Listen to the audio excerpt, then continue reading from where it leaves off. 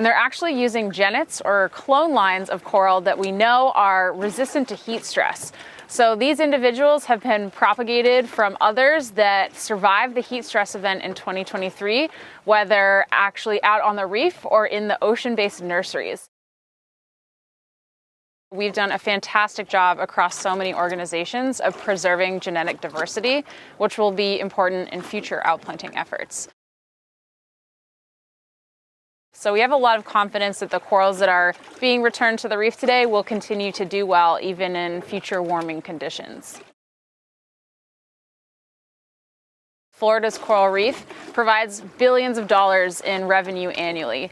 And if we want generations in the future to be able to enjoy these same benefits, we have to continue to do this work and preserve this very important resource.